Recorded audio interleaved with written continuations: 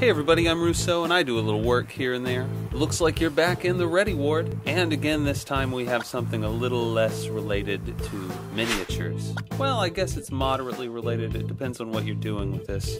But I'm making myself a modem cable for the 3DS, specifically for use with Petite Modem for SmileBASIC, and I'm using it to transfer pictures, mostly sprite sheets, and at some point I might use it for text files.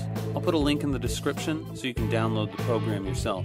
So first, a few specs. The headphone jack on the 3DS is a 4-pin jack, so TRRS, which is tip, ring, ring, sleeve. And in particular, it is of the Open Mobile Terminal Platform, or OMTP type. So I guess stay away from things that say that they work with iPhones or Blackberries. Anything that lists Android or PC should be good for this. So the program, Petite Modem, basically it sends and receives your files as modulated sound. And it can also receive that sound and demodulate it. But it needs to send and receive sound at the same time, hence the need for the cable. Here's the sound of sending. I'll turn it down because it's not exactly music to the ears.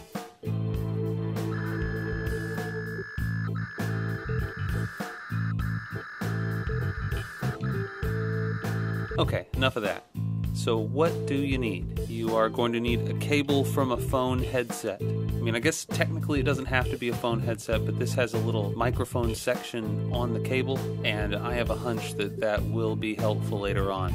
You're also going to need a patch cable of the standard TRS variety. You're going to cut this in half so it doesn't have to be anything special, but I'm going to go ahead and say the thicker the better, because thicker cables are probably going to have plastic coated wires as opposed to acrylic coated ones.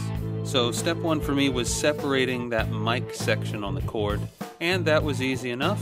I just whacked it a few times with the back of a flathead screwdriver, and once one end of it started to open up, I just pried it the rest of the way. It doesn't really matter if you mess up the chip, or really where the wires are connected to the chip. It's just, my hunch was right, and the chip does in fact list the pin out. So with a headset like this one, where the cables aren't exactly properly color-coded, you'll still be able to tell which is which. The patch cable won't be a problem, because it's your standard red-hot, white knot, black for a ground. Or it will be, if you're lucky. Since these wires are so thin, a little bit of solder is probably necessary for the best connection. That being said, it doesn't have to be anything special. I'd hardly call it soldering, actually. You just melt a blob onto your twisted together wires. Drag it around a bit, doesn't need to be pretty, and you should be good to go. After that, you just wrap it up with electrical tape. You should put some tape on the individual wires so they don't touch one another, and then wrap them all together. It would probably be better to use shrink tubing, but you'd have to put that on before you solder the wires, and I didn't have any. Just make sure you mark at least one of the ends that's going to plug into the computer, otherwise you might have to flip them around. And that's no fun. But yeah, with that, I'm able to transfer files to SmileBASIC using sound. And that is sound instead of their servers, which only work in one direction.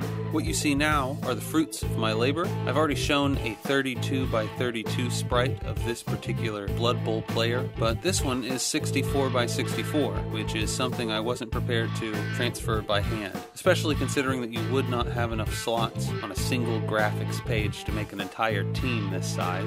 It might be nice for a highlight or a title screen or something. Still, I hope this information has been useful to you. If it has, you should let me know. Maybe I'll do some more of this in the future. But until then, you've been watching The Ready Ward on Rousseau Works, and I am Rousseau, out.